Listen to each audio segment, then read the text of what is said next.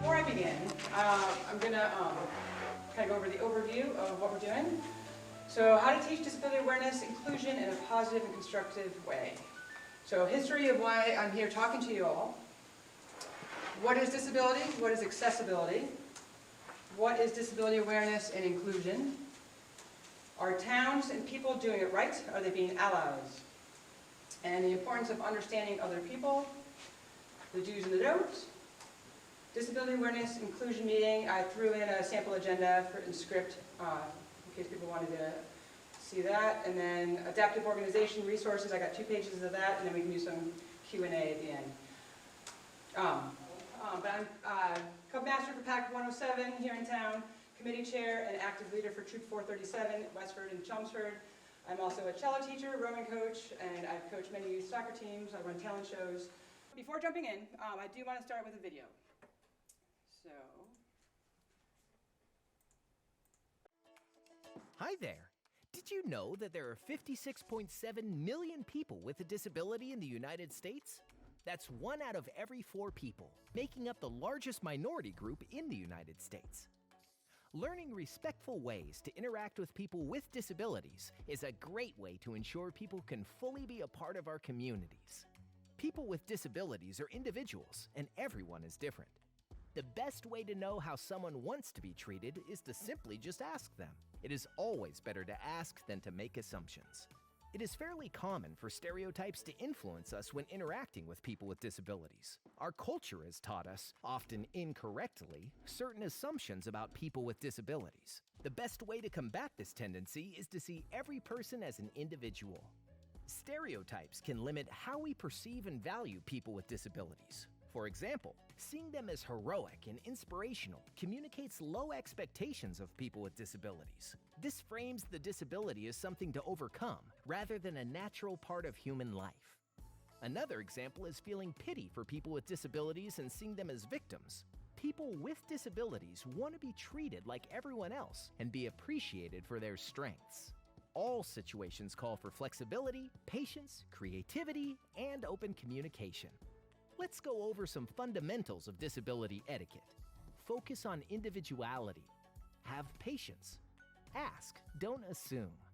Treat people with respect and dignity.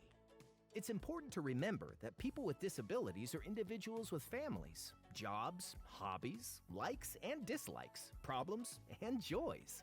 While the disability is an integral part of who they are, it alone does not define them. Quick background on why I'm doing this seminar. Along with the topic being important, it is being prompted by Boy Scouts of America Wood Badge course, leadership course, which I took. Side note, for anyone that is interested, it is a very good course. Between learning leadership in a different kind of way, there was great networking. One of my fellow antelopes from my group is here, came all this way to see me. So it's great networking, and I met awesome people. In order to complete the course, I need to fulfill a ticket or a project. Which is meaningful to myself, and so I jumped on this idea, and it was a no-brainer for me to do this topic, because it definitely means a lot to me. So, kind of backing up now, as a park and recreation management major, I got involved in my outdoor education center in Wilmington, North Carolina, for UNC Wilmington. I got trained as an facilitator in experiential education, so AKA high ropes and cope. I also planned and led backpacking trips and kayak trips for fellow students, and I ran these courses for people of no known disabilities at the time. So, then due to yet another requirement, I had to complete an internship in order to graduate with my degree, which I will tell you more about in a minute. But honestly, the final component is empathy and inclusion. I feel this every day, which is why I am here doing my speech. All right. So that forced internship, long story short, I drove from North Carolina to Breckenridge, Colorado for what I consider probably the most profound 4 months of my life. I became a summer intern for Breckenridge Outdoor Education Center, or BOEC. The mission for them is the center is to expand the potential of people with disabilities and special needs through meaningful, educational, and inspiring outdoor experiences. So at 22, this was the first time I was taught about reflection. for myself, the courses we ran, and to reflect on what the participants get out of their time there. I recently found my program evaluation as an intern, and this is what I had written down. A lot of growth and learning came from watching the diversity of others, which was awesome. So I was pretty excited to realize I reflected so well as a 22-year-old. All right. So the BOEC staff trained us as interns on disability awareness. We went to Denver and had a chance to see some people playing wheelchair basketball. We learned that it's not about people's disabilities. It's not about learning how hard life is. To give you all an example that many of us have probably experienced, you are asked to put on an oven mitt and write your name, and then do it with your non-dominant hand, write your name, and try the crutches, and then explain how hard it is, and we need to feel bad for people with a disability. Well, again, why we are here. I'm hoping to change the conversation and to educate people, and then you can go and educate others, and so on and so on. And to understand people with disabilities, it's not literally about putting yourself in someone else's shoes. It's about understanding their needs to help include and adapt things to their needs. All right, so asking questions helps engage the youth while trying to think about an answer. So sometimes helping them think outside the box and to help them participate. I will be doing a little of that tonight, but since most of you are a little bit older, I will give you the answers and continue to keep moving things along. All right, so first question, what is disability? Disability is a condition, either visible or invisible, that changes the way you interact with the world. Here's our next video to introduce our next topic. We need to talk about disability. You might hear people say that disability is caused by barriers in society. But what does that actually mean? Well, think about this. If someone who uses a wheelchair can't get into a building because of some steps, is the barrier caused by the person using a wheelchair or by the design of the building? If a blind person can't read the timetable for a train, what's stopping them from getting the information they need? If a child with learning difficulties is struggling in class, is it the child's responsibility to learn in the way they are taught, or the teacher's responsibility to teach in the way that the child can understand? For years, society has viewed disability as a problem that belongs to the disabled person and said that we should focus on fixing that person's impairment. The social model of disability says that disability results from the way society is organised, rather than by a person's impairment or difference. There is no right or wrong way to be. We are all different. We are all unique, diverse individuals. We need to remove the barriers that stop disabled people from participating in society fully, on an equal basis with everyone else. We need to design buildings so that everyone can access them. We need to ensure information is accessible to everyone so we can all participate in public life. And we need to ensure that every child has the opportunity to learn and grow into the best person they can be. When barriers are removed, disabled people can and will be equal in society, with control over their own lives. Not to mention all the other groups who benefit from a more inclusive and accessible society. It's time to talk about disability differently. It's time to build our places and spaces differently. It's time to change attitudes and realise that we are all different and unique, and that an inclusive society is a better society for everyone. I was fortunate to see a seminar on Friday at my kids' middle school, which I will again mention more about later. But to be honest, this is actually, I stole this from them. So it just seemed too important not to add. So what is accessibility? Accessibility is the design of products, objects, or places so they can be used by people of all abilities. And then our video just taught us about that. And so here's the cartoon. So go ahead and read it, and then we'll discuss.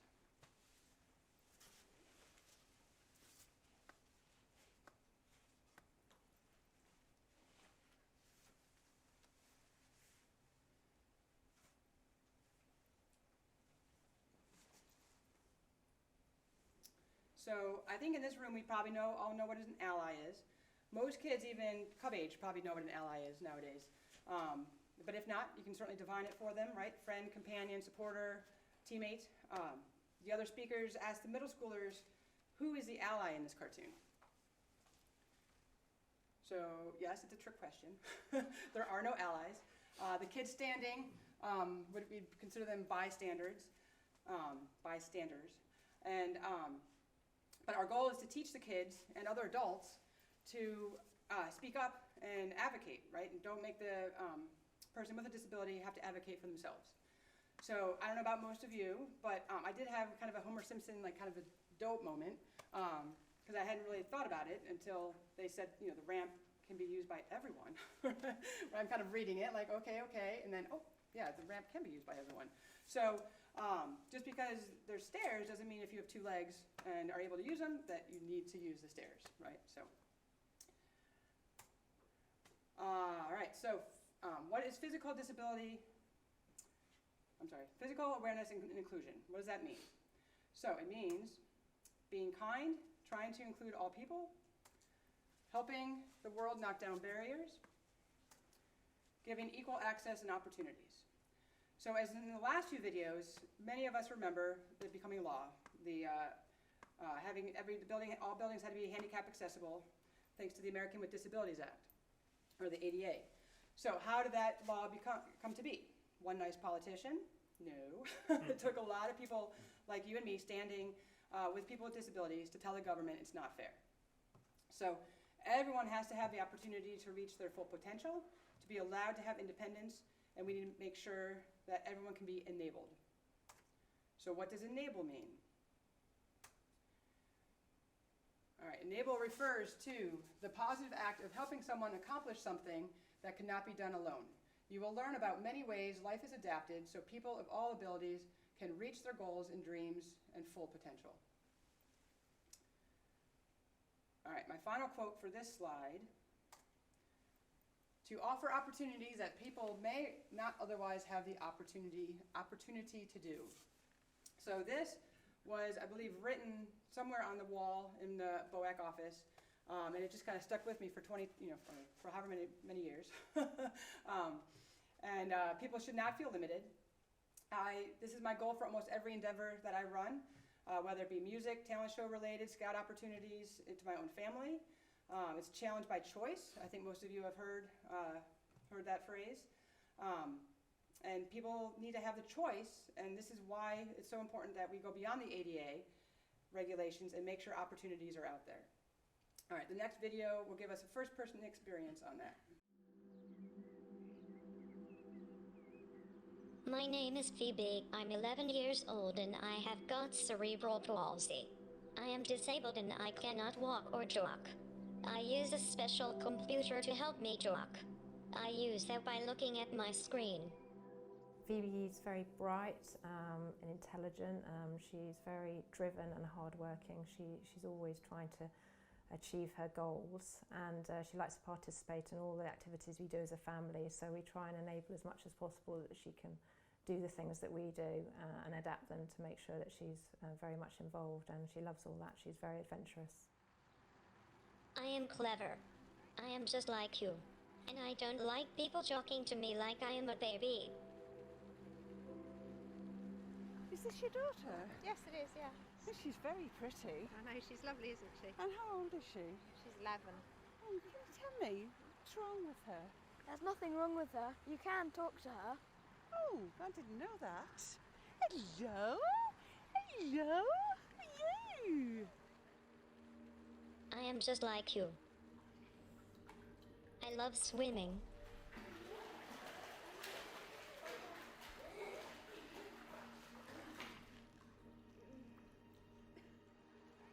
And I love to go skiing.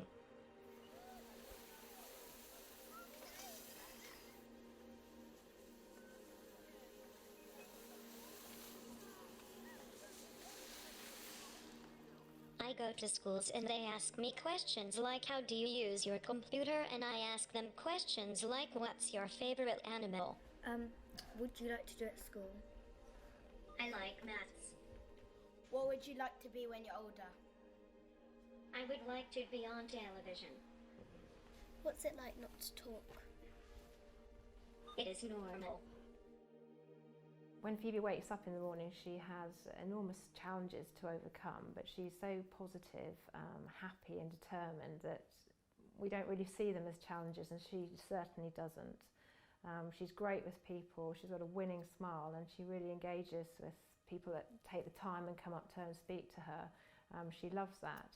I'm incredibly proud of her. You might meet me or someone else with a physical disability. Don't treat us like a baby or ignore us. Talk to me.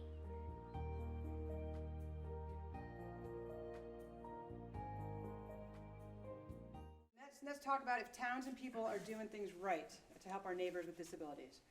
So some are, certainly, and the first example that I found was actually Breckenridge officials take steps to make recreation more accessible, starting with the popular trailhead. So I want to take a quick moment on a sidebar conversation, though, about adapted trails.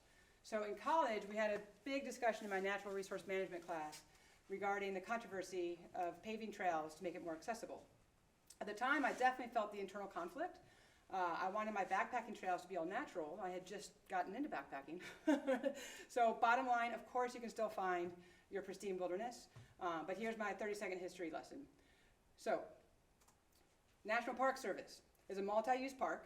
They are known as the land of many uses, so they try to be accessible to everyone. Now we seem to have an overuse and waiting in line problem, which is a good problem maybe, but that's a different seminar. And then National Forests. Under the National Forest Service, much of the land is open to logging, along with the recreational modes of transport we all know. We have hiking, biking, ATV, horses. So many trails may be more accessible, but not totally like in the national parks. And then the third type of wilderness, which we called in my natural resource class, Big W. A wilderness area is an area of undeveloped federal land retaining its primeval character and influence without permanent improvements or human habitation, which is protected and managed so as to preserve its natural conditions. In a wilderness area, the Big W, you cannot harvest timber or operate any motorized vehicles except for an emergency, unlike a national forest, and bikes, chainsaws, trucks, cars, bulldozers, ATVs, helicopters, any other motorized equipment is not allowed. So, on the other hand, they do allow hunting, but the restrictions are meant to prevent noticeable human presence and to protect the environment, to feel untouched. I found an NPR article about using technology to open up wilderness trails to people with disabilities. And it's a quick news bit, and they say it better than I do, so let's just do a quick listen here. During the pandemic, many people spent more time outdoors, including those with disabilities. Now, one of the challenges is providing the same opportunities for them as for able-bodied people, but several nonprofits are working to change that. From West Virginia, Emily Chen Newton reports that an adaptive mountain biking program aims to bring a new downhill experience to wheelchair users with severe mobility limitations. Snowshoe Mountain in West Virginia is known for its ski slopes. But when it's not winter, the resort converts its ski lifts to bike lifts for the mountain biking season. Are you ready to go? Carol Woody is instructing volunteers today as they load a four-wheeled all-terrain wheelchair called a Simgo onto the lift. As it starts moving, Tricia Tatter waves to her son Gage, who's on board today. Have fun, kiddo. Tatter's the main caretaker for her son, who's nonverbal, and she says when he gets to do things like adaptive skiing and mountain biking, it brings each of them an important sense of freedom. Because I get to be his mom and not his helper, and my son gets to be able to trust somebody else, to like believe in other humans, because I'm not going to always be here for him. And then she says there's all the sensory inputs he gets on the trail, bouncing across rocks, splashing through puddles, feeling the wind on his face. Just things coming at a faster speed, where his vision has to kind of, oh, wait, what was that? And I think that just wakes the brain up. There are lots of people like Gage who love the speed and excitement of trails, but have physical disabilities and limited access to rugged outdoor spaces. That's why Carol Woody had her sights set on the Simgos, and she incorporated them into the bike program because even without pedals, they can tackle the most technical trails. Mountain biking doesn't have to be the same for everyone, but everyone can come out and experience it. Woody's the director of Challenged Athletes of West Virginia, which partners with Snowshoe Resort. The SimGos are pilot-driven, as she explains, so the rider is safely strapped into a modified race car seat, with an instructor standing on foot pegs at the back, in control of the steering and hydraulic disc brakes. The pilot also wears a waist strap that is hooked into the braking system, so that if anything happens, that the pilot comes off of the equipment, it engages a safety brake so that the bike would not be rolling down, a hill or mountain without their pilot. There's a 2-day mandatory training to pilot the SimGos, only offered in Europe. But now that Challenged Athletes of West Virginia has their certification, next summer they'll start working to become a North American training hub, so that more people can be served across the country in adaptive programs. That's where Jacob Tyree comes in. He's a wheelchair user and works for Move United. It's a national nonprofit which has begun a trail assessment project to gather basic measurements like the trail slant, width, and obstacle height. But this organization partners with the National Park Service and uses a rolling device to collect data to map out and measure the undulations and contours of the trails. So imagine like a stroller that you hook up a rugged laptop with a bunch of sensors, and then it's got a little black box that collects all this technology data. Tyree emphasizes, though, we need both accurate trail information and new technologies like the SimGos that allow access no matter a person's limitations. We've taken these ideas of what does a bike look like and fundamentally used that technology to overcome the disability limitations in a way that we're not asking you to pave the side of the Appalachian Trail. I want to enjoy the mountain the way it is, just like everyone else who's going out there. The aim is to have this information online so people with disabilities can plan their trips in advance. Without having to worry about surprise logistics like the device not fitting on the trail, people can get back to what really matters, the thrill of it. At the end, when he summed it up as, we are not asking you to pave the side of the Appalachian Trail. I want to enjoy the mountain the way it is, right? So it's kind of, people aren't asking to change every part of wilderness for us. So this is where technology advancement is amazing, and this is where magnificent people, or it's a magnificent example of people without disabilities working with people with disabilities to allow so many opportunities. So working together to allow as many people as we can to enjoy activities, and in this case, nature. Okay, so heading back to local examples of people helping to adapt and include everyone. In 2021, Derek Masterson from Troop 437 completed his Eagle Scout project. He made a wheelchair walker accessible viewing platform overlooking Grassy Pond in Westford. Derek had worked with people with disabilities at BSA Camp Winoxet.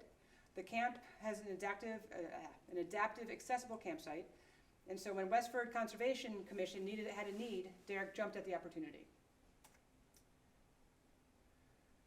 All right, and so we have 2 more examples locally. Billerica Parks and Rec offers adaptive bowling. Chelmsford has a fairly new playground, and families are helping to raise money to add on to it for what they're calling Junie's Place, an adaptive playground for kids of all abilities. And this one, a fellow Cub Scout leader sent me a couple days ago, is in Cape Cod, the Braille Trail. It's a 25-acre park with multiple recreational facilities named in honor of the world-renowned marathon runner and local resident Johnny Kelly. The Dennis Braille Trail here features interpretive signs for the visually impaired. Maybe Chelmsford Trails need some interpretive signs for the visually impaired. So it sounds like a good Eagle project. All right, and then my final 2 examples. I have a link at the end for the Adaptive Sports New England, but I'm on their Facebook page, and they do a lot of cool stuff, traveling everywhere to give people some awesome opportunities. So check them out. And then, as I mentioned earlier, my son's middle school brought this group in, and I was fortunate to stop by and attend the second time they came in. So the Bionics Project, this is what the school newsletter wrote about the assembly. They welcomed professional athlete Nico Calabria and the Bionic Project. The Bionic Project aims to create a more inclusive world for everyone, regardless of physical ability. They dismantle disability bias, build empathy, and foster connection through education, story, and sport. The major themes discussed were defining the term disability, discussing accessibility, and recognizing privileges. Nico challenged each student to help make Parker a more inclusive community. The assemblies were dynamic and empowering to our students, and we are excited to have the Bionic Project. So I entered the school at the same time they did, so I introduced myself kind of sheepishly and was like, yeah, I'm running a smaller scale seminar. And so I'm here to learn from you guys. So I'm definitely proud of our CPS district for bringing these guys in. And it leads us to change our perceptions and not see people's disabilities. All right. So one more video, or a couple more videos, but there's so many good videos out there, I'm sorry, I just kind of had to keep adding them.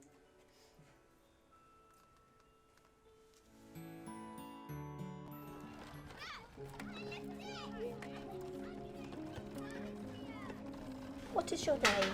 Charlotte. How old are you, Charlotte? 8. What do you like about school? I always get involved. What's your favourite lesson at school? Art and French and chess. Within our school, we can include anybody. We talk to them a lot about race and colour and culture and how we're here to learn about it, and we're all basically the same. And Charlotte fits into that. I think Charlotte has that real resilience and perseverance within her. One of her strengths is her kindness as well.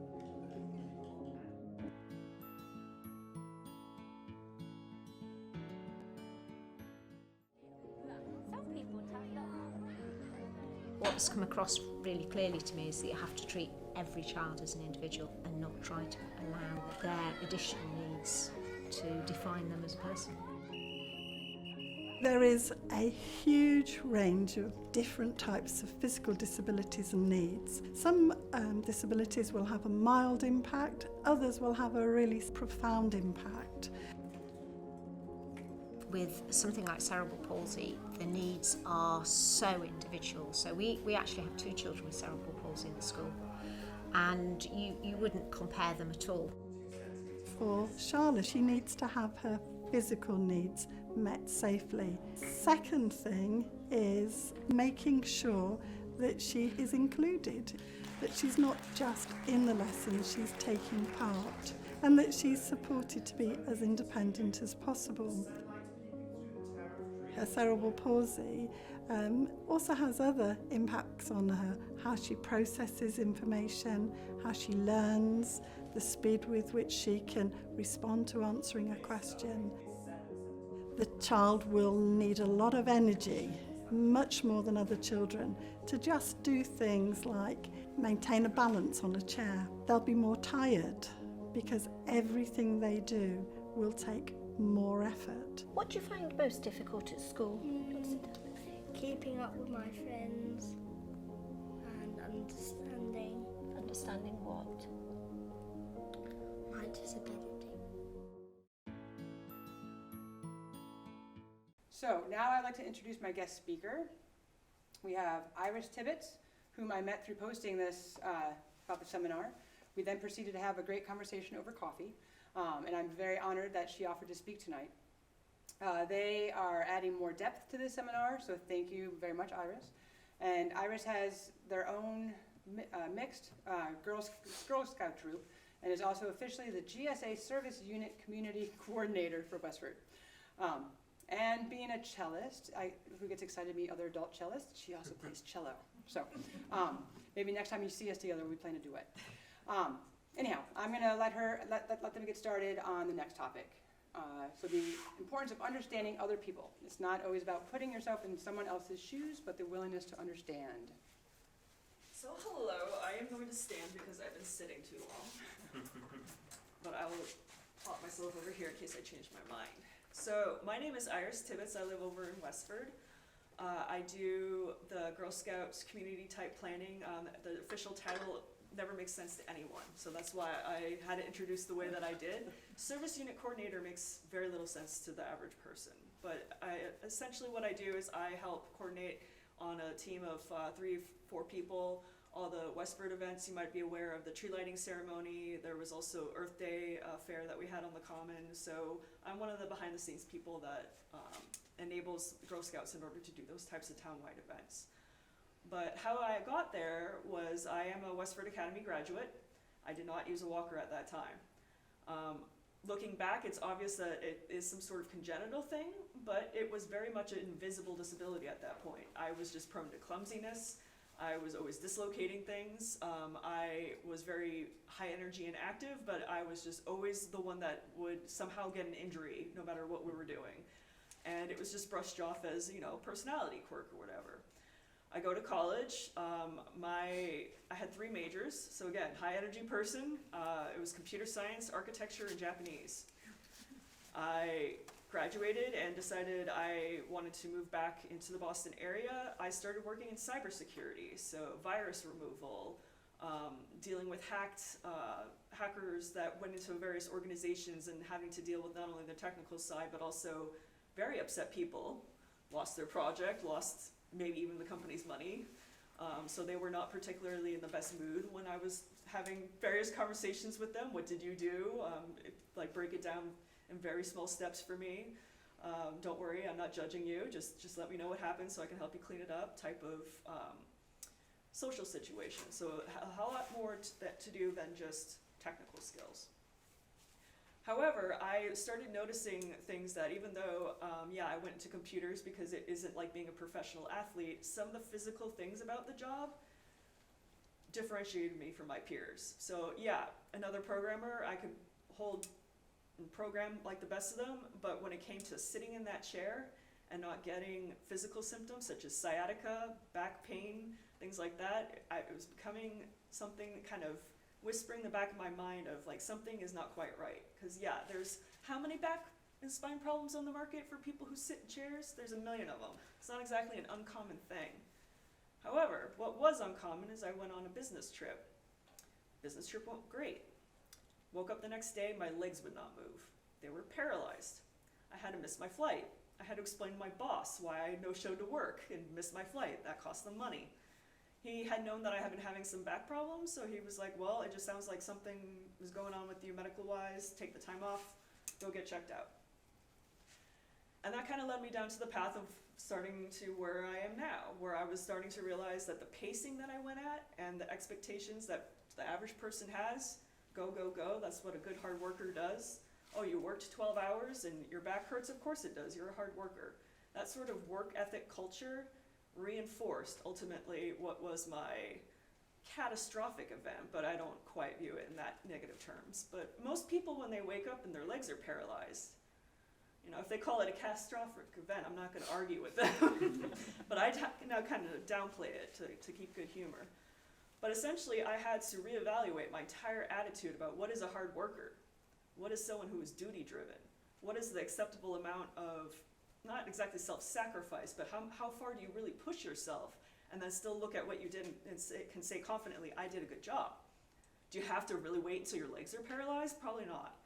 But what I had been kind of trained to do is to push through the pain, meet the same sort of performance level that all my peers were, and to just kind of have this, you know, oh, well, I'm young, I can catch up later. I bet, you know, I'll just sleep it off and my back will be fine. And you might have heard this word before, but ultimately what that's called is internalized ableism. That you're not really listening to your own feedback and you're kind of going on and pushing yourself to see how far you can go with this expectation of, I will just heal and I will be better. And ultimately what I had to do was not only go through the recovery moment, but also just kind of reevaluate how I thought about myself as like a dutiful, hard worker type of person. And I did try returning to the office several times and ended up with another surgery. Just to throw a statistic out there, I am able to walk and whatnot, like I can do a few steps here and there. I've been told numerous times by my neurosurgeon that just by looking at the MRI, they would not expect me to walk. They would fully expect me to be fully wheelchair bound. So I hit that like 20% chance of having functionality restored in my legs. And I've been maintaining it and managing to just be a walker user, et cetera, et cetera. And where I'm going with this is a lot of the examples that we've been seeing in videos and whatnot, they're very visible disabilities. What I felt motivated to come and discuss is the fact that ambulatory paraplegics don't really get much social awareness put around them, and that's technically what I am. My left leg is still completely paralyzed. If you did a little like thing you see on TV where you like bang me with hammers, my leg doesn't do a whole lot, but I managed to adapt my walking style so that it looks like I'm fully mobile. If you actually put a microscope on top of me, you would quickly figure out that I do in fact have a paralyzed leg. What this has kind of also made me realize though is a lot of people have a very fixated idea in their head of what a paraplegic is. They're either fully wheelchair bound, or if they do have some sort of walking, then, and I'm not suggesting you guys feel this way, but oh, you must be faking it, or since you can walk a couple steps here and there, you're not really a wheelchair user. And this is the type of thing that, for instance, when I was only 2 surgeries deep, 3 surgeries deep into it, I was like, oh, well, my goal is to get rid of the walker. That way no one can tell I've had this past. It's like a secret. Ooh, no one will know that I've had this problem. And I can go back to work and go back to being a software engineer, and no one will even know that I had like this terrible time with my legs. And then the 4th surgery, and then the 5th surgery, and it's like, you know what? I need an attitude adjustment. Is it really such a big deal that I need to use a walker? No. Will it be a big deal if the walker is no longer sufficient and I have to go using a power chair, and maybe instead of a single step here and there, I only do a couple steps a month? That was the type of internal breakdown of ableism I had to do with myself, is realizing, you know what? It's really not a big deal that I have to use a walker, or some days the walker's not enough and I have to use a power chair, or I have to ask someone to push me around in a wheelchair. So those are the types of things that I think are worth kind of bringing up in a seminar like this, because it's probably not something most people who even know a lot of types of disabled people around them, maybe they haven't heard about an ambulatory paraplegic. So that was something I felt I could contribute to this discussion. Because another thing that I've noticed is a lot of people assume that, you know, my so-called life ended once I've had all these surgeries and I had to leave the work and blah, blah, blah. No, when they told me you probably should stop trying to return to the office, it's making your spine injury worse, what do? I turn around and I volunteer for Girl Scouts. Because I needed something to do with my time, something I could give back to my community. If I couldn't remove viruses from your grandma's computer anymore, I needed to do something. So I decided to, you know, not necessarily as a disabled person volunteer as a Girl Scout leader, but just volunteer to have something to do with my time and give back to the community and feel like I wasn't just watching the British baking show and becoming an expert in all what recipes was on which season and on what episode. So one thing too I wanted to bring up is, you might be wondering then, how can I help an ambulatory paraplegic? How would I know when maybe you left your walker over there and maybe I should bring it to you? Or, you know, maybe you're sitting there and I can't tell if you're thirsty or not. Like, how do I help someone who's an ambulatory paraplegic, who's semi-independent, and then surprises you one minute, and then the next minute they tell you, oh, well, you know, I don't think I can really move today. And I thought the video that was just ask was perhaps the best way to sum it up. If you've met one paraplegic, you've met one. You've not met all paraplegics.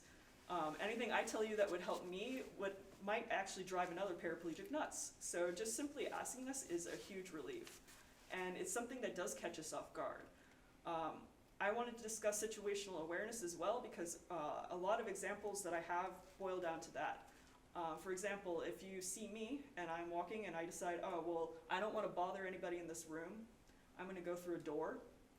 And the cello playing comes into this. The average paraplegic probably does not remember needing to carry a cello and being like, you know what, I don't want to ask anyone to open the door for me. And what you do is you go and you do it backwards. Problem is if I'm doing this with my walker, a lot of people jump up and try to open the door for me. If I don't see it, I then expect something to hit my back, and it doesn't. What am I going to do? I'm probably going to fall over. So that person who was trying so hard to be nice accidentally just caused me to lose my balance. And that is a very unique one. A more common one is people will see me walking and they'll just come up and decide that they can touch me. And I will just have out of nowhere an arm being here, and that also will throw off my gait. I will suddenly go this way, and then you're like, oh no, I have to catch them.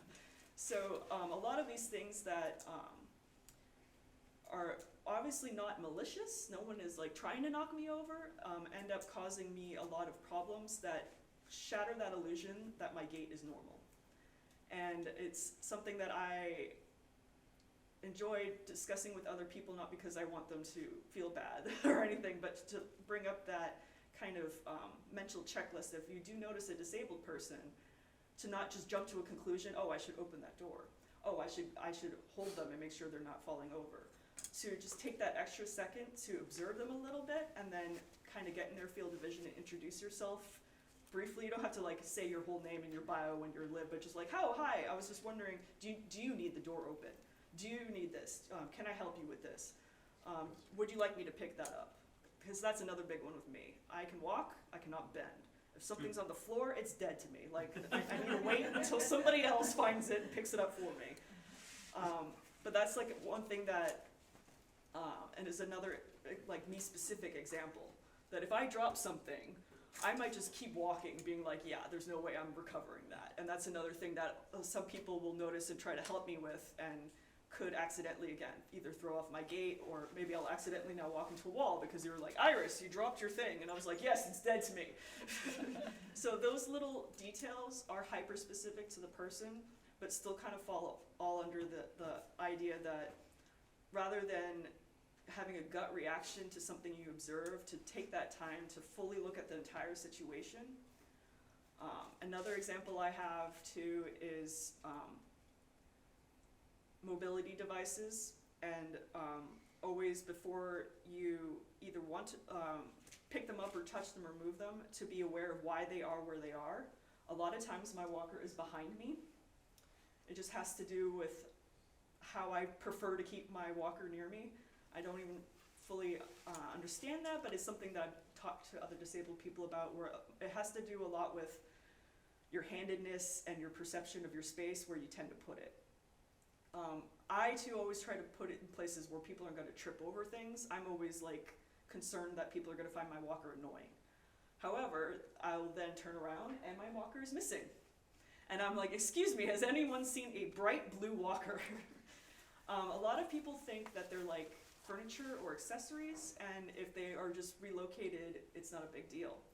And that's another thing that I really would like you to walk away from this meeting realizing is, if someone is putting their mobility device to one side or whatever, always ask before you move it anywhere. And it could be they're perfectly fine with it being moved, but they just need to know that it was moved in the first place. So when they get up and look for it, it's not just completely missing, and then they had that panic of, well, where did it even go, who has it, etc.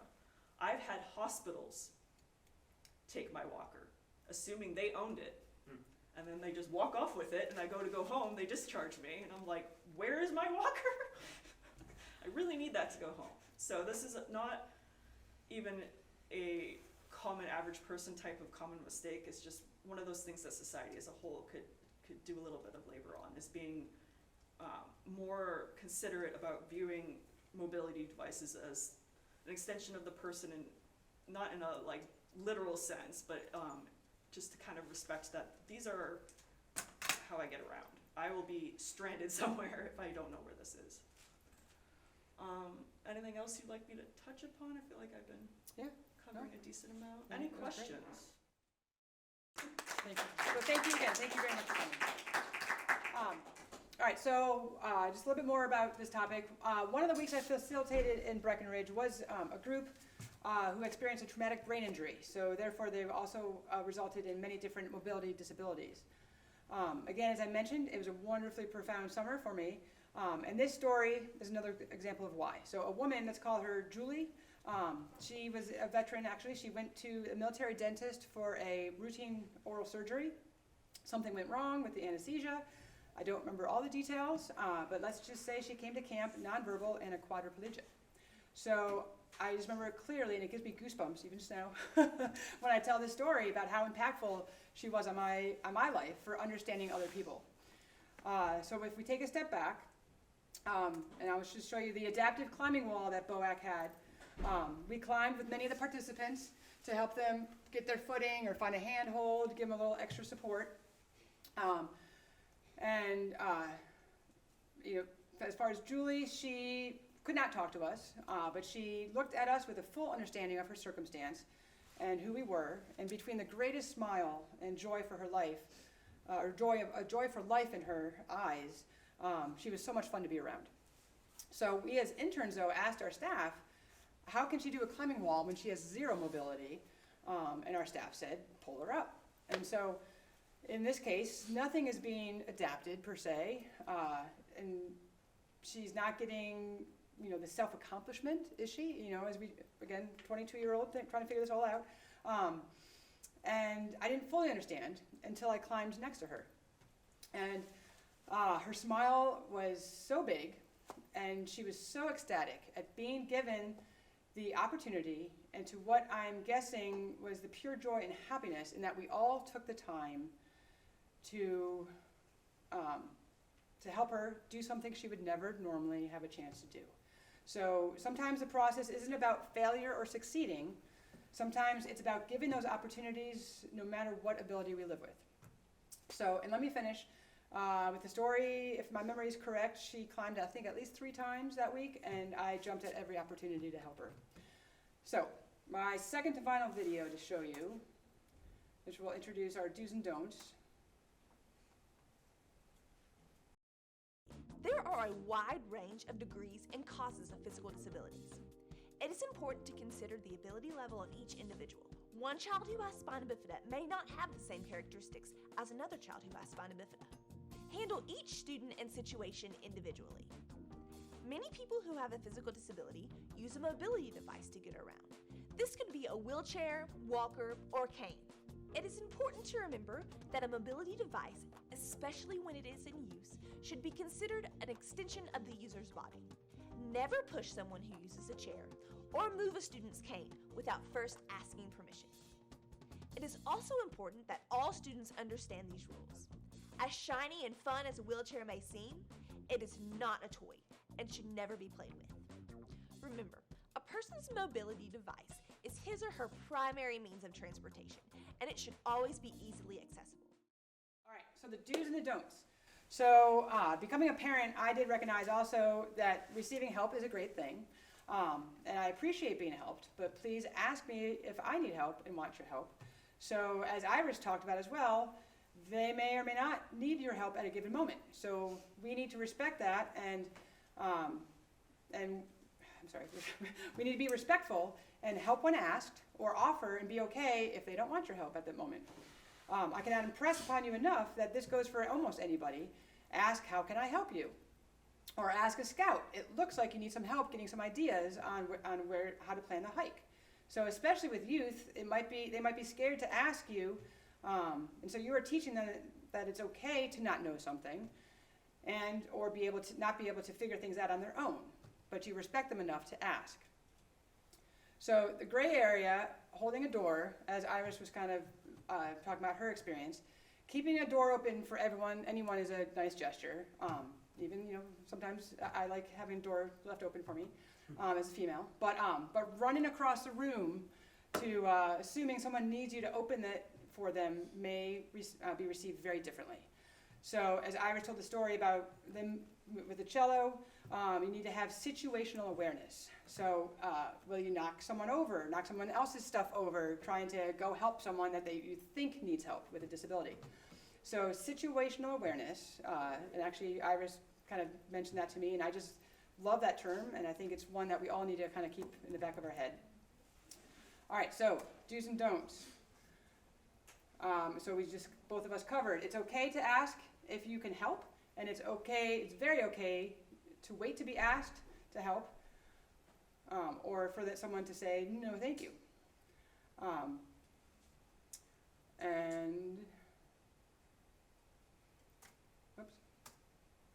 Do not move someone's mobility device, even a cane, unless you ask that person first, as Iris mentioned in the video. One other personal story, a friend from high school with cerebral palsy uses a cane, and she made me aware about her cane being part of her mobility. Her daughter's school did a 100-day celebration, and as many schools do, the kids put gray in their hair and pretended to be old, right? We've all seen it done. So what's wrong with that? Nothing until you give the kid a cane and it becomes humorous and a toy. So she had Facebooked about the story. It really is hurtful to her to see kids use a cane as a plaything in that way. So something to think about, and if your districts do that way of celebration, it's not a bad thing to mention and spread the word.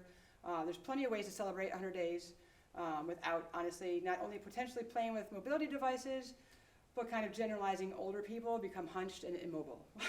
So that's my one little takeaway for you guys. All right. Do not tell your kids, don't stare. When they see someone with a disability, that comes across as don't engage. Do help your child engage in a conversation about differences. Teach them not to say, what's wrong with you, right? And that, the lady in the first video had said that. And it's really not okay for anyone to hear, what's wrong with you, right? And as a parent, we try to definitely not say that. So a good meme, again, Facebook found, when your kids are staring at another kid with a disability and you say, don't stare, that comes across to your kids as don't engage. Instead, try saying something like, would you like to go say hi, or ask them to play with you. Give your kids the guidance they need to become kind and accepting humans. All right, and my final one for the do's and don'ts is the blindfold walk versus blind walk. I am thinking most of you are aware nowadays, but just in case, it's, back when I was doing it, it was a blind walk, trust fall and all that good stuff. And I love blindfold activities. It can teach many things. However, the discussion has changed since I was in the late 1990s when I learned how to facilitate these. So my Google research shows that almost every site did call them blindfold. So that was great. I think it's been a standard now that everything labels it as blindfold activities. And one page had some great reflection questions.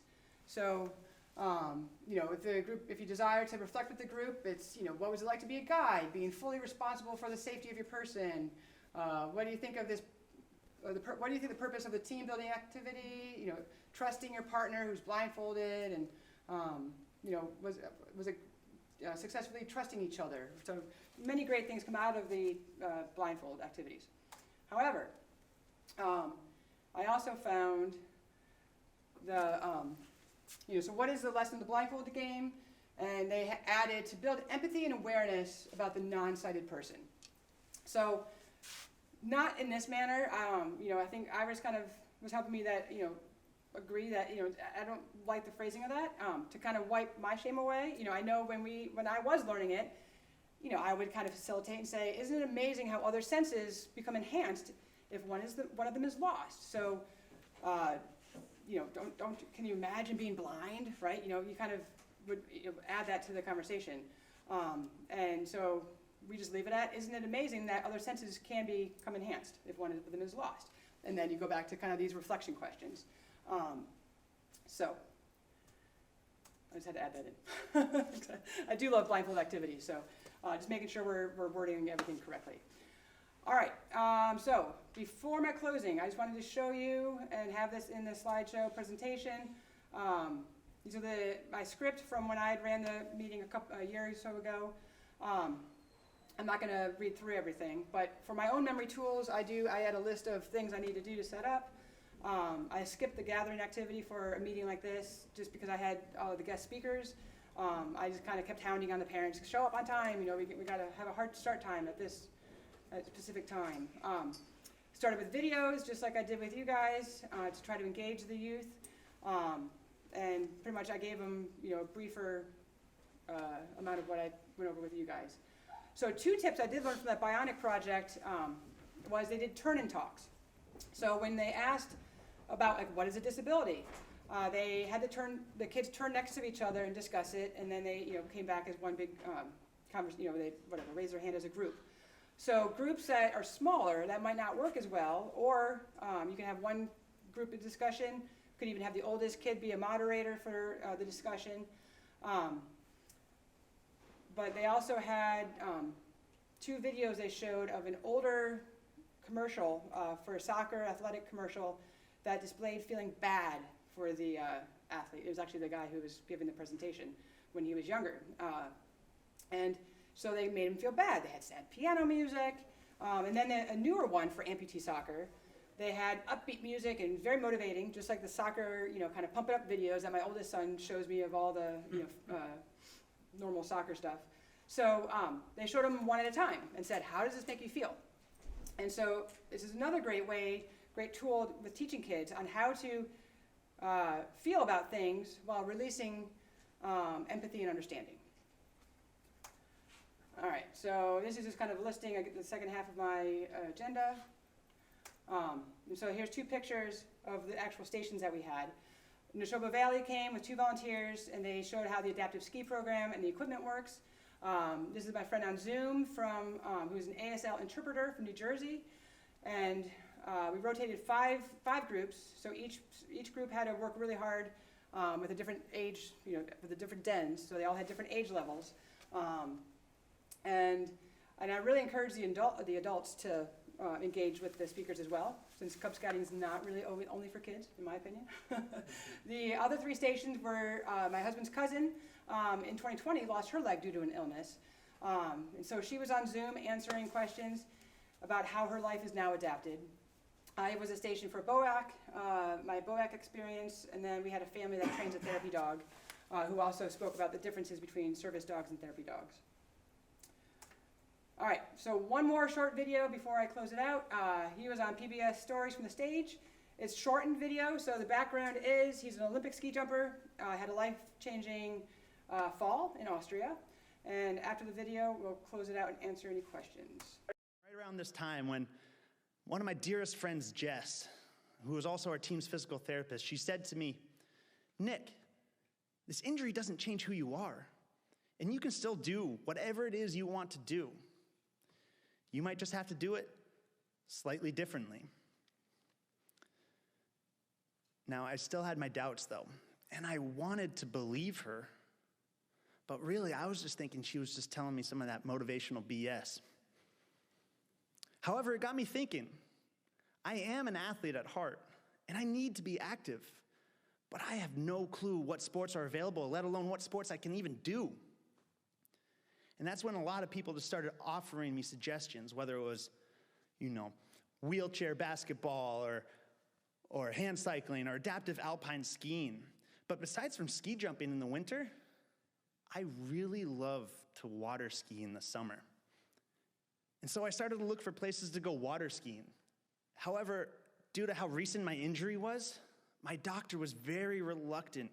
But after a bunch of poking and prodding, and I'm sure annoying the heck out of him, he finally gave in and gave me the okay.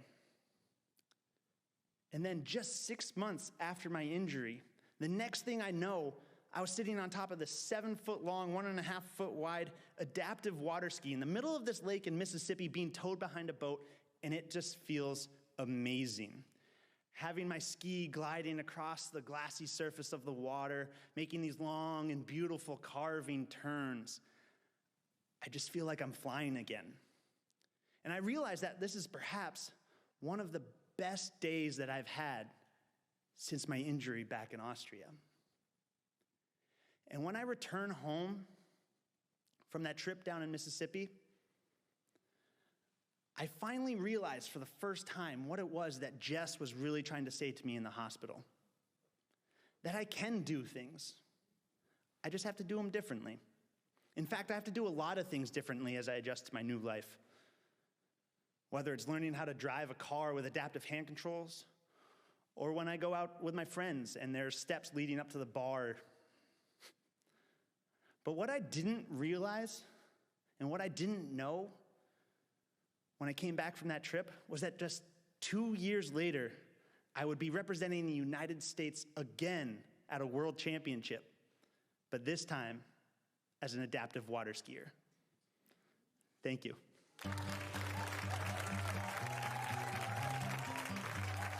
I was in a great position to realize that each day I could decide, is this good result or bad result going to define me, or am I going to use it and move on? And that translated directly over to my injury, and realized that this could be something that made me a stronger person and a better person than which I could help so many other people, or I could take a victim mentality and let it to succumb to this injury, but I didn't want to do that. I want to end again saying thank you for taking your Sunday evening with me and Iris. I know I'm still learning to be, trying to do better myself. I still get a little uncomfortable when my kids say, hey, look, or why is she in a wheelchair? I'm trying to not make it awkward. It's the adult brain that makes it awkward. Kids are just curious. We can all do better. And from what I have learned with talking with people with disabilities, is that most people they're okay to answer questions and have an age-appropriate answer for most kids. So Matt's cousin is a prime example of, she says one day she'll tell her whole story of why she lost her leg. Other days she just gives you the mini version. She just doesn't have it in her. And we all have to learn to respect that. If someone doesn't want to talk about their disability, well, many people without disabilities don't want to talk to people. So tell them to have a good day and keep doing what you're doing. Inclusion is good for all people. People do things differently all the time. As we all know, we as adults are models for our kids. And so for those in scouting, having a meeting to introduce kids to this topic, especially if there are no members with physical disabilities, is a great way to show them the differences. Does not mean less abled. Another link I added, I have the second screen of links too, but is the USA Paralympic goalball team. If you haven't seen that, I'd recommend checking it out. It's such a cool sport. All right, so what is our next step? If we're talking scouting, BSA has national and regional committees helping units to adapt scouting activities to be more inclusive. So for any of you that are the lucky key 3, as my husband and I are, we just got our envelopes in the mail of stuff for recharger. This form came with it. So this is a special needs and disability survey. So the desire to assist and support has started, which means we as local scout leaders have some resources, but we should start making sure our organizations have a welcoming and inclusive environment. And really, any youth or adult organization, for that matter, can start thinking outside the box on how to recruit and welcome people with disabilities. All it takes is to say welcome, and let's work together to adapt the activities so that everyone can enjoy them. To quote, I think most of the video clips, everyone can do things, it may just be done a little differently. Inclusion does teach our youth empathy, not empathy for feeling bad for whatever population we are including, but for allowing kids to learn, understand, and become friends with people from all walks of life. True last story. A few years ago at a scouting event, there was a dad who admitted to never really hearing about the word or concept of empathy. So honestly, he got introduced when girls joined BSA, so hit me up for another seminar on why that's so important. But you know, I guess it's better late than never that he started learning it and wanting to be better.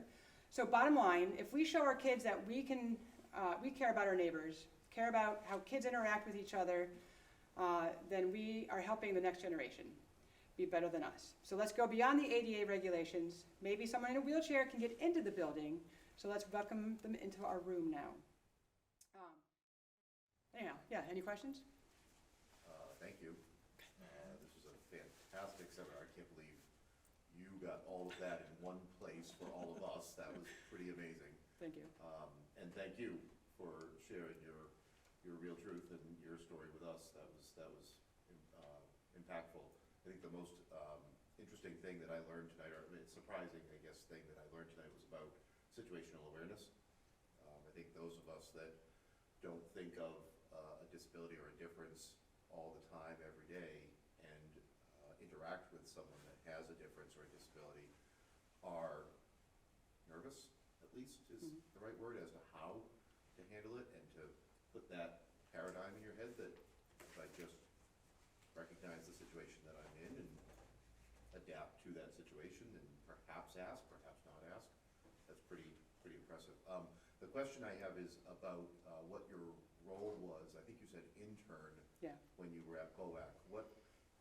Did you know that you were going to BOEC to be involved in supporting people with physical disabilities? Was that Yeah, internship? yeah. I mean, because it just happened to, they sent, back in the day, they sent, all the leaflets to the schools, and so it was either like be lonely in a hut, like clearing trails in West Virginia, or I found this opportunity, and yeah, I mean, I really had not a whole lot of experience with people with disabilities, and I jumped on it. I don't think I probably really knew what I was getting into, but because it was just such an amazing experience to be there. I mean, we had people, like I said, there was the people with the traumatic brain injuries that came. We also did work with some kids that were siblings of cancer, like either they had maybe a sibling die or going through cancer, and so it was kind of like they were coming just to be with other kids who are dealing with cancer in the family, kind of week. And then we did some at-risk. I'm not sure if they're still really working with at-risk youth, but we had some of the at-risk youth, which was actually really. That's my other graphic that I kind of one day would love to kind of branch out to more. But no, I mean, I think, I work ropes courses. I want to go to this place and work ropes courses and go, whitewater rafting and stuff. So I don't think I really knew the breadth of just impact that I would have on my life. I mean, there's another story about a guy which, he taught me a lot because I was going to put it in the seminar, but I did not. The very first video when they said don't put him on a pedestal, or you like to say, oh. So we were playing, I don't know if it was like Jeopardy or I don't know what we were playing, some game, and he answered it, and it was just a fun night, and I got all excited. I'm like, oh, you answered it, or whatever you did, and he got very upset with me because he's like, why? Just because I'm in a wheelchair, and we're not. It was. I mean, my heart sank. Like, I was like, the last thing I meant, I was just excited because, like, it was like a team thing, I think. So he was on my team, and we got the answer, So, but it made me pause. Like, oh, you have to be careful the way you come across, as in like, wow, look at you, It's like, it's just something that's a situational awareness, But to this day, I mean, that has a deep impact. But I know I had an impact on him because he actually wrote me a wonderful letter and sent it to my home, and just saying what a wonderful, because I think he'd been a repeat camper. He was actually a football player from Colorado, Boulder University or University of Colorado, whatever it is. He basically had a football injury and had traumatic brain injury and wheelchair bound. So yeah, does that answer your question? I mean, yeah, I don't know if I knew what I was getting into, but it ended up being one of the best experiences of my life, for sure. So, but yes. So Iris, one of the terms you used was, I think it was internalized ableism. Yes. How frequently do you think people with disabilities struggle with that? Very frequently. In fact, I cannot attend support groups for people with the type of spine injury I have because I find them too negative. Mm-hmm. And I also then have to realize that they're not at the same place of their recovery as I am, and I should not hold that over them or against them. That just because I have found a lot of positivity moving into my recovery doesn't mean that's where they're at yet. But I cannot physically be around some of these people because they are still so much in that internalized storm cloud that I feel it creeping in on me, because I used to be there. That's why I mentioned how my goal used to be get rid of the walker. No one can know the secret I have. And it's been a lot of work on my part to even get to the point where I can admit to people I used to have those thoughts, that I used to be so ableist against myself that I would go to job interviews without my mobility device and just pray I wasn't going to fall over at some point, because I did not want them to know that I was disabled. I would never dream of doing that anymore, and in fact I would lecture someone for being as dangerous. I mean, that was dangerous. I could have fallen on the tee, I could have ended up in the hospital. It was, when you have a spine injury like mine, you're not supposed to just free walk, even if you are able to do a step here and there. So even online, I bump into people that are really struggling with their ableism. They push back on my attitude, saying, well, your goal should be to fully walk and to not have any visible mobility devices. And I have to gently be like, that's the toxic attitude. I've had to completely change my perspective on mobility devices and recognize I was being ableist and harmful not only towards myself, but then easily that could leak out onto other people.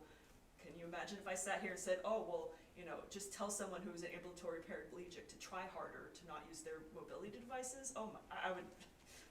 But there are people that say such things, even to me, to this day, because that's where they are in their recovery. They still consider that a goal they very much need to cling on to. And I no longer have the ability to be diplomatic to some of these people, unfortunately. So, perhaps that's a whole other discussion, but it's motivated me to attend things like this and just tell my story and not make it about how awesomely positive I am either. It's just a much more kind of centered and grounded approach. I try to avoid using the word workaholic when I was this, but I've yet to find a better word. That's essentially what my problem was. I was ableist towards myself and I was a workaholic. I would just push work, thinking, you know, my work should speak for itself and whatever the physical cost to my body is somehow worth it.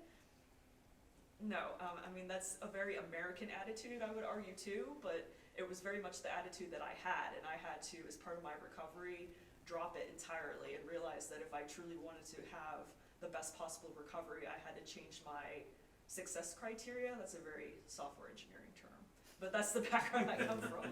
I also didn't touch upon, because I wasn't sure if it would resonate at all, is I was an evangelist for a new software development methodology that has become popularized since the 2010s. I was part of the DevOps movement and Scrum and incremental software development versus the waterfall movement. I don't expect this to resonate with anyone here, but point being was I also had a heavy like cultural component to my software engineering job. And I woke up one day and realized, wait, I can Scrum my back recovery as if I am the piece of software. And somehow that was comforting to me, because the core concept for Scrum is incremental progress. That no matter how little progress you make during the day, it is incremental, it will build up, and then one day something big will be something you built. So even if all I can do that day, because my pain is terrible, is crochet 4 stitches, that's still 4 more stitches than I had yesterday. And then maybe tomorrow I can crochet 24 stitches. Wow, I managed to make a lot of progress on my scarf or whatever I'm making. And then maybe I have another bad day where I do 2 stitches. But this idea that I can incrementally add on to some larger picture suddenly became a much worthier goal than ditch the walker. So that's why I joined Girl Scouts, why I became not just a Girl Scout leader for my troop, but for the entire town of Westford, as I started trying to figure out what I could add onto my plate to feed this duty-driven personality I have without doing it at the cost of my body. And that's what I've been focusing on, and why the other adjusted goal was not to return to the office anymore, because I was obsessed with that. I had to return to the office, I had to be a worker again, and I realized it was not the best choice for me, at least not at this part of my recovery. So I'm a recovering Cub Scout recruiter, and now we've moved on to popcorn. Maybe some people can relate to that. In our group, we haven't had anybody with any visible disabilities that I'm aware of. How can we do a better job of recruiting them? Because I don't think that we do that. So the problem, I mean, obviously, we just have a general problem of recruiting in some areas, of course. But we were kind of discussing this as far as not even introducing adapting as a leader into your agenda, but even just the effort that it takes to kind of go above and beyond, you know, what's asked as a volunteer leader, right? I mean, some of us have a little bit more time than others. What I see is, unfortunately, I mean, that's why I'm hoping that, you know, we can kind of get this out there and people in the scouting community will click and watch, because just because you don't feel like putting in a little extra effort to, you know, adapt your activity or, you know, yeah, I mean, it shouldn't, the mindset needs to switch. And I can see reluctance in leaders wanting to put the extra effort in. So how to recruit, if they're going to be recruited, you need to make sure, you know, the leaders, of course, are willing to accept it. You know, and again, people are limited with their time, but I don't think if you're working with a family, you know, to find out how to adapt. I mean, I even know, I mean, we talked about, you know, physical disabilities. You know, a whole nother seminar could certainly be, you know, kind of on the neurological kind of, you know, other disabilities. Because, you know, I know BSA, you can have your IEP sent, and your troops and stuff are supposed to adapt, you know, your merit badges, right, based on your IEP and this and that. So it's kind of like that's there, but again, how many leaders are willing to kind of even go that extra mile to adapt for someone with an IEP? So, so it's a good, I mean, yeah, so it's a good question, but you need to find, I think, the willingness. Like Iris says, what you told me, you tell the Girl Scouts, like, if anyone comes wanting to join Girl Scouts, just send them to me, because you know some leaders that don't want to deal. Right, so I have to admit, I might have misunderstood your question. So I'm gonna randomly change it and attack it from two angles. So, why aren't there more leaders like myself that are disabled for recruiting, or just the children? Or are you curious about? I'm curious about the children. Yeah. I'd like to recruit more different people to participate, but what we're doing now doesn't, I don't think. Yeah, so, I have gotten feedback frequently that a lot of people are surprised that I am even leading as a disabled person because of the hostility that disabled children receive when they try to join. And to be honest, I understand why. The amount of things that are overlooked to accommodate me as the person in charge are downright silly most of the time, so I can only imagine how frustrated a parent of a disabled child would get if the leaders are not even being accommodated. So yeah, what Karyn touched upon of a lot of leaders themselves are not necessarily trying to be ableist, but they're dealing with their own ableist thoughts of like, oh, well, if I let a disabled child in my troop, then I have to change everything. And I've been given this curriculum, or I've been doing this curriculum for X amount of years, and the idea of even slightly changing it gives me anxiety. I've noticed that tends to be the most innocent one because they're not even fully aware of it. Their gut reaction is, I only know how to present this curriculum to able-bodied children.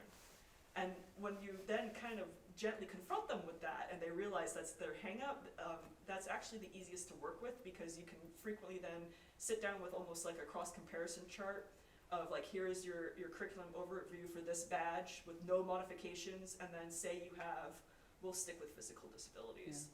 Most of my examples are for autistic kids off the top of my head, but we'll do adaptive wall climbing. Say that was your badge, and you have like the normal requirements here. Probably a good thing then to do would be have a visual that you say, for adaptiveness, you only add on these 2 bullets, and then it's a different color, and then they can look at it and go, you know what, I was being silly. I only have to change 2 bullet points to accommodate a wheelchair child, or that also then I don't have to add on any more bullet points for a walker using child or a cane using child. I was overthinking this. This is not a big deal. And then they usually ask for your little visual aid so they can add it to their notes. So it's usually a mountain out of a molehill type of thing, and they're not even necessarily self-aware of it. So that was the first thing that I started deploying, because I'm such a visual person, that once they saw there was only 2 modifications they had to make, then they rethought the entire attitude of, oh, well, I would need all new training. I would need to go through a seminar or take like a boot camp on how to deal with these children. That tends to be the easiest way to diffuse it that I've noticed, because there's definitely nothing wrong with craving more training. However, that's a time investment, that's another curriculum investment, you have to find speakers and whatnot. But again, maybe it's my programming background and doing bug reports and being like, seriously, only these 2 lines changed. And me constantly doing those reports in a professional setting made it obvious to me that that would probably be a helpful visual aid in a scout setting. Here are the diffs, there's literally only 2 of them, or maybe 3 of them. It's not as big of a modification as it conceptually feels after you've been teaching the curriculum for 20 years, 5 years, etc. Yeah. How do we make the children, though, know that we are receptive to having them join our units? Because I wonder if there's also a perception from community that, well, it's an outdoor program that is geared toward able-bodied children. They're not going to be receptive. Yeah. That's an excellent question. I can only speak from my experience of joining Girl Scouts, where essentially, since I became visible, all of a sudden I have gotten comments from people where we didn't realize Girl Scouts accommodated disabled people. Yeah. But since I'm a leader and I'm an adult, I've started that conversation in Westford. Which is why I did mention, are you talking about recruiting leaders? Because essentially I think you need adult visibility. Maybe they're not leaders, maybe they're just adult volunteers. I don't know if you have that equivalent role in Boy Scouts. We have to background check her, or them, and so we have our own label for them. But essentially, if doing an outreach program to adults, to model it to children, so the children goes, aha, there's an adult with a bright blue walker. I know I'm welcome here. Like, if they see Yeah. nothing but able-bodied adults in leadership roles, they're probably gonna kind of subconsciously feel like there's probably no space for them, because there's not even an equivalent adult that can kind of get on their level. So I don't know how necessarily you could change that unless you start actively recruiting for disabled adults that want to volunteer. I mean, I was very motivated, and I just spoke up and registered, and people didn't even know I was disabled until I started going to public events. I didn't touch upon this. I registered at the pandemic, so nobody really could see on Zoom meetings that I was a walker user. And then the pandemic ended, and I started going to the townwide events as their new leader, and they're like, we had no idea you used a walker, Iris. But it did start that whole visibility of the person who's in charge of Westford Town events as a walker user. Hey, do you know a troop that my walker using child can join? Do you know where my wheelchair using child can join? My child is both in a wheelchair and autistic. Do you think of a troop that can join? So that's where this Go Through Me policy kind of came up. Is it made sense for the disability and inclusion officer unofficially to be me, but I have yet to figure out how to make it into a more scalable, non-personal role, to be perfectly honest. And if there's something that you would like to leverage me in Boy Scouts to build these resources, I would volunteer to do that too. It's something that I feel there's definitely a community gap and need for, and this was like one of my first ways of being a little bit more visible outside of Westford, and just kind of introduce myself to people that are interested in these sorts of things. Thank you. Can I ask a question? Just to answer kind of maybe trying to recruit in that direction. There are community groups like CPAC, special, I don't actually know what CPAC stands for, do you know? But each town, I know Chelmsford has one, Westford has one as well. It's The special special education. Yeah, I don't know if it's still special ed but it's a parent committee group.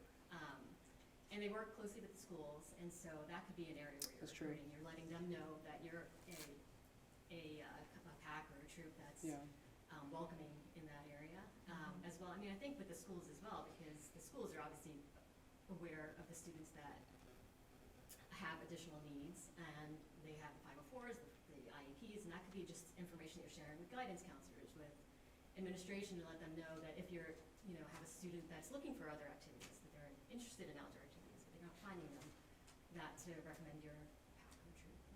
That could be a direction. I don't want to sound negative, but from my experience is a lot of these parents have fatigue.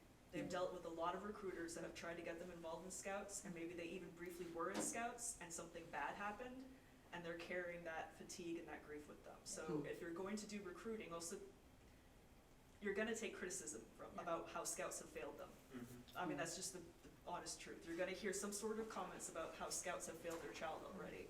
And the work I've been doing in Westford is trying to convince them that, there's, even if the leader that burnt them on accident is still active, things are always improving and changing. And I try to, again, mention the Scrum and the incremental change. Like, we're doing incremental change to support our disabled students. So even if they joined and they had a negative experience 2 grades ago, they're more than welcome to give us another shot if they have the bandwidth. But some of them, unfortunately, have had such negative experiences, they still turn you down after you give them that sales pitch.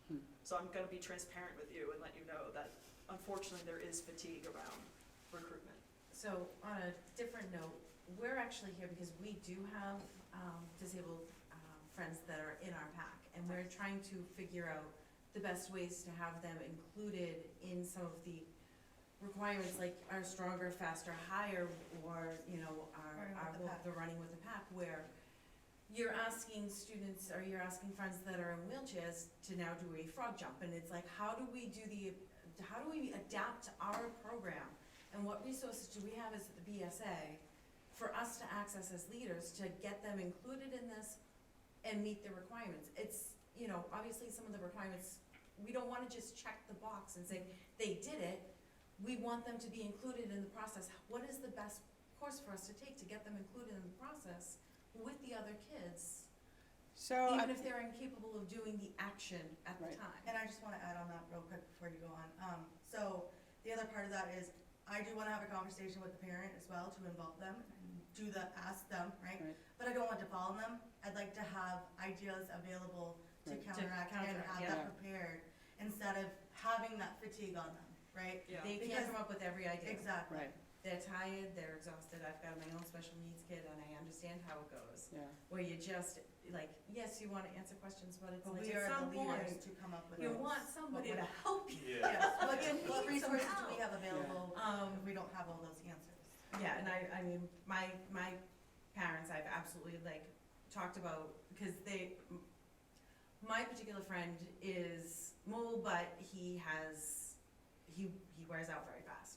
And Right. some days he has good days and he can go the entire time, and some days he gets there and he'll walk up to where we are and he'll sit down and he'll start the day, and then it's time to stand up. He's like, Dad, I can't walk, and Dad's carrying him. So I'm guessing they don't have an alternative for like frog jump, but you know, they may have a list, you know, and so there's, did I include the one link? Because there was a couple, and there's another email. So if you email me, I was put in touch with the group that's basically doing what you're asking. How much they have for information for you, I don't know. But it wasn't really, that wasn't my point of this, you know, seminar. So I kind of said, thank you, but that's not helpful to me because I'm not trying to adapt how to do a frog jump with a kid in a wheelchair. With that said, you know, my thoughts was you could ask the scout, like, hey, these guys have to do a frog jump. Like, you know, obviously the walking, there was a little bit of, right, kind of running miles. I mean, that can be done with the mobility device, obviously. But the kid, you don't have to ask the parent, ask the kid. At the same time, the thing I love about scouting is, right, especially Cub Scouts, you do your best. But talk about You might also just want to ask them, like, for instance, I have so many things that I do in physical and occupational therapy that are part of my daily requirements to stay mobile. Yeah. Why don't you ask if they have any exercises like that and have them do one of those? And Yeah. thank you. That's a great idea. Yeah. That's the kind of Phrase it, how do we feedback I'm take care looking of our bodies? Yeah, like I have to do a barrel roll, a specific type of roll up to get out of my bed. Yeah. And if I can't do that, I'm actually supposed to tell my neurosurgeon that something's very wrong with my spine. Yeah. So that would be what I would tell, if I was a child, I would tell my troop leader, can I do a barrel roll? Yeah. Because that's a core activity I must do for my physical health. Yeah. So that's like the first example I would think of as a paraplegic, but if there are no equivalent type of things for them, then I'm kind of out of ideas, but that's just kind of my first thought. Is to ask if they have any OT or PT daily exercises that they must do. I mean, even just them telling you about it, I think, again. Yeah, if they can't if do you it that day, if you maybe ask some- me, like just them explaining what they have to do, that would check my box for the higher whatever, you know, because they're I mean, but maybe I'm more lenient on the requirements for Cub Scouts than other people. But you know, I think it's doing your best, and yeah, involve the kid more than the parent. You know, if the parent's kind of like just wants to sit there and be happy that their kid's trusting someone else, yeah, say what can we do? Because they might have lots of ideas, you know. Yeah. But I will send you the email of the committee. It is more of a, I think, within our spirit of adventure.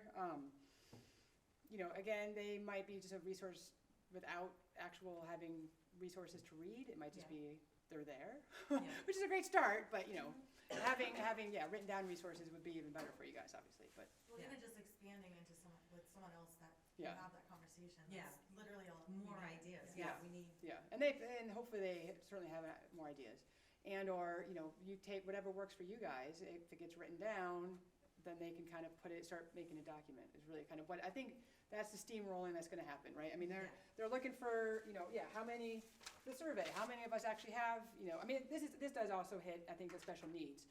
But like, how many physical disability people do we have? You guys have. I have 9 kids in my den. Out of the 9 kids in my den, I have 1 with MS. I have 1 that's epileptic and has had major brain surgery. I have 4 that have autism diagnoses. Wow. And then I've got 2 that are ADHD. Yeah.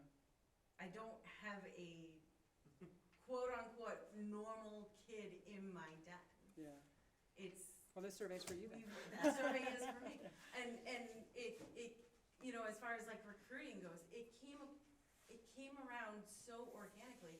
My own son has special needs. During COVID, you know, my son he's at the epileptic, he's had major brain surgery. During COVID, we met with families that were doing remote learning, and we talked together because we all had kids that needed to be home for whatever medical reason. Because we were together for medical reasons, and we were talking to each other because of that environment. it just kind of naturally developed. If you, as a leader with a special needs kid, and then I work in the schools in an autism program most of the time. So it just kind of ends up, when you talk with families and you make sure that they're like, oh, my kid's autistic, is that gonna be okay? Yeah, that's okay. That's not a problem. We'll figure it out. We'll work together, and it's just a matter of taking the time and the breath to kind of sort out your own head and all of your own misconceptions, and maybe slow the program down a little bit. Maybe not try to do so much, but it can absolutely be done. Yeah. And understand that some days this one's gonna have a good day, this one's not gonna have a good day. Like it's gonna go, and just try to see how it is. And I absolutely love it. I love the fact that my den specifically is so diverse, and we see it throughout the entire pack. I feel we have quite a few friends that are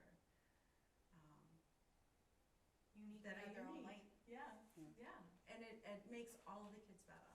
Yeah. It really does. If we can expand the program to include everyone, it really does help everyone.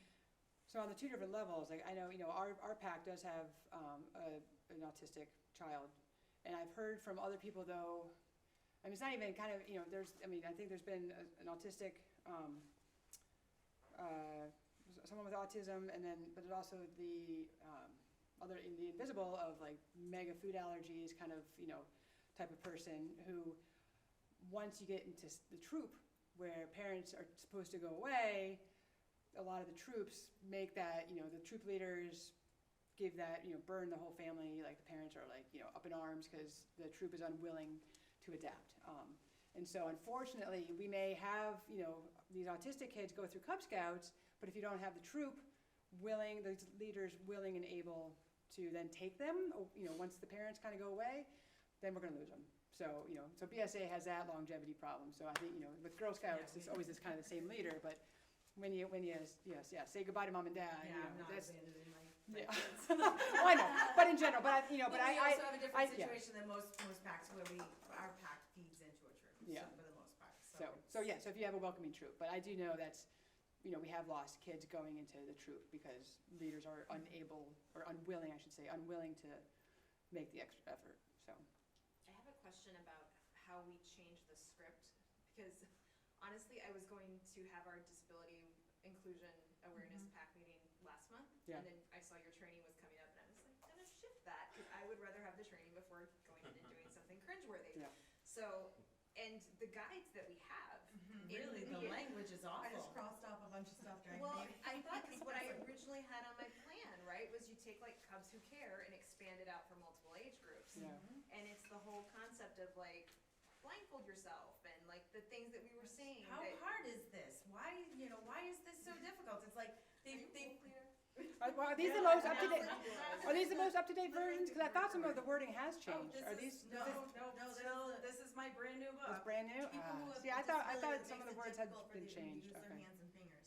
Yeah, Literally so word for word. I guess that's my question, is how do we get this feedback back to the BSA so that we can actually more broadly train leaders to Yeah. change the language around it, and to think more about how do we adapt, how do we include, versus have the empathy for someone who's different than you, which is a good thing, Right, right? empathy's But good, I think yeah. it comes as a matter of, it's an effect and not the cause, if that makes sense. Yeah. Like when you. Well, yeah, I'd rather be told, hey, we adapted the wall so that you can like play for a few minutes on it, rather than, it's too bad you can't climb the wall with us today. Right. Like, that is just Yeah. a huge difference, Yeah. like Yeah, we're experientially. really empathetic, we feel really Yeah. bad, but no, Yeah. it doesn't help, like, Right. but you're right, it's like inclusion helps everyone, Right. like I love the cartoon with the ramp. Yeah. It's just a switch, right, Yeah. that you have to flip, but Yeah. it can't just be us in this room, it's gotta. Yeah, well, so that's why, definitely my Wood Badge, these Scoutmasters or whatever, the woman who ran our Scout Badge, or Wood Badge, she was ecstatic, when I, wanted to do this, because she's out of, I think Sturbridge area, but she also works, and is very much for the disability awareness, kind of inclusion, she has an all-girls troop, but I think she was saying that she definitely has, kind of a broad group of people in her, girls in her group. But she was telling me that at because she also did something, she kind of works with BSA National, there's all those different positions, I don't know, whatever the BSA has, but she is in touch with National, and she was saying that stuff is in the works coming down. So hence, these local kind of the disability awareness, or disability committees, that each, I think, district is supposed to be having, and so obviously they're getting people in the name, I guess, at least we have the, the names and the titles. Whether there's actually any more information, I don't know. Placeholders, that's what I was thinking. So we have the placeholders, and so, she had also suggested that maybe, my seminar, if it's, okay, to, put up to link to, this was out of, Heart of New England, but even, hopefully, our council, kind of the website, so at least people can access it, and then steamrolling more and more of us kind of changing, how we talk about it. Because honestly, so, obviously I had my BOEC experience, but then when I went to Wood Badge, one of like the, like the 3-minute rotations that we were doing, they gave me an oven mitt. I'm like, oh my God, even at Wood Badge, I'm writing my stinking name with an oven mitt. So I pretty much, from day one, from that moment we got there, I'm like, I know what my stinking ticket is. Because, I was kind of like wondering if it was going to work, but as soon as I had to put that up, I didn't even do that. I skipped that station. Because I'm like, I'm not doing this. And so, since it was still at the Wood Badge level, like the highest, adult leadership level, I'm like, I need to help it change. So that stinks that I'm, that the words are still in there. Because I thought they were starting to change some of the wordings, but. Well, even the activities. The activities are. What is it called, blindfold, or it's not called a blind walk, is it? It is called develop awareness for challenges of the blind and visually impaired through participation in an activity that simulates blindness or visual impairment.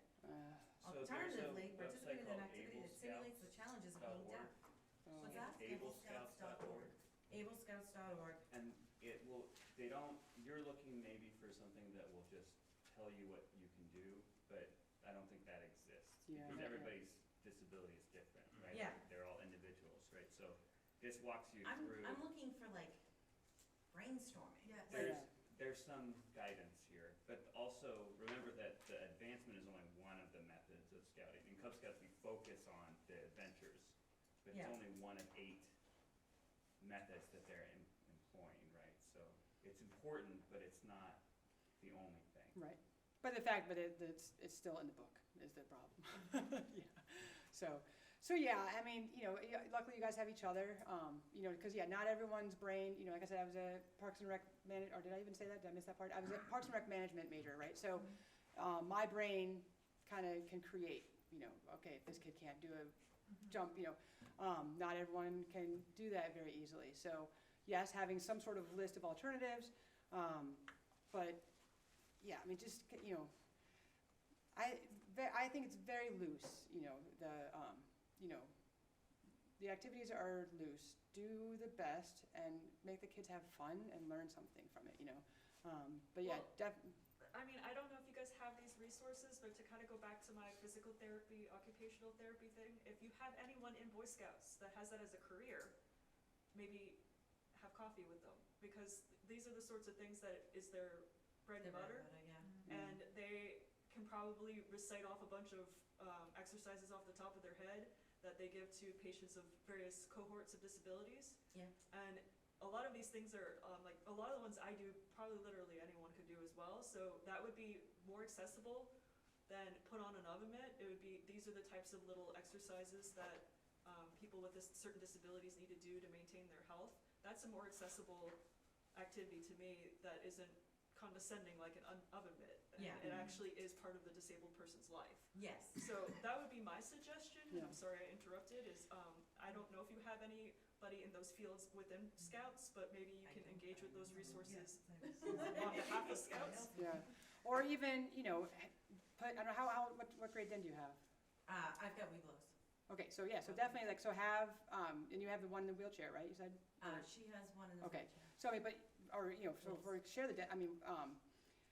have them lead the activity and say, what things do you have to do for physical therapy? And, he We're all he- boys. Okay, what? We're all boy. We're all boy, okay. So, he then leads his fellow Weeblos in whatever activity he's doing. So they, they can kind of learn that way. But again, especially if they're Weeblos, yeah, I mean, start putting the onus on, the whole leadership aspect of, have them help you. I mean, the first graders might not be able to, figure out how to, what they want or can do, but if you keep asking them, especially every year, and engaging them, they might also fully love the fact that they're not just being pushed around, right? They're being you're enabling them to teach the rest of their cubs. And I love it because he's new, so that would be a great way Oh, okay, for yeah. the boys to get to know him Yeah. really well. So, Be more inclusive. yeah. Rather than just having chase run across the field. Yeah. I love when he comes and joins us though. Every week, I'm going to see him. Like, So, hold on. Karen. Oh, Karen, okay. So I mean, hopefully, I can send you the email, you can look at the agenda that I did. Obviously, again, setting up 5 stations, I did have 2, his cousin was on Zoom, and so that's a lot of work for a lot of people. But if you, have a couple, guests coming, to your meeting, I think, because especially kids, they get sick of hearing from us co-masters, right? So guest speakers are always great, or just activities. Yeah, I mean, I'd say ixnay that entire curriculum. Yeah, it's not very Email me, and if you had thoughts, and I can, kind of let you know, or, My group doesn't sit still well, so Yeah. I like the idea of getting them up and getting them to do. yeah. Um, I mean, where are you located? Westford. Okay, I mean, so I can give you I think I have the emails for And them the to show showboat up. thing was interesting. Yeah. Yeah, but I also don't want to fall into the trap of having them use someone's tool as a toy, So Right. I feel like it's that balance between what's appropriate Right. and still teaching Right. them. Yeah. So. So, I mean, yeah, that's making the terminology more of the awareness. I think it's definitely not, this is what they have to deal with, It's like, no, it's awareness of, Yeah, because you don't want So. to make them other. yeah. Yeah. And that's the other part of it is bring them all together instead of having them do something unique from everyone Yeah. else, having it all together, right? Right. Like the ramp, let's all go up the ramp together, right? Right. So same thing. Yeah. Or even, doing little, that comic, is definitely having them figure out, it's like, when you build a bridge, right, out of your popsicles or your toothpicks, whatever the teachers have them do, right? Like, maybe if you kind of show them that comic, read them the comic, and then give them some other scenario, and they have to solve, like, how can we adapt, this situation, or what would you do, and if one of the kids is like, obviously not malicious, but says kind of all for himself, then, he's starting to think, like, oh, we're thinking about others, not myself. I don't know. So, yeah. So, if any other questions? But you can also ask why you eat a cookie. I bought lots of cookies, so go enjoy. There's a couple gluten-free options. Hannaford's was limited. I apologize on the fresher ones. That's so inclusive of you. Thank you. So, well, thank you.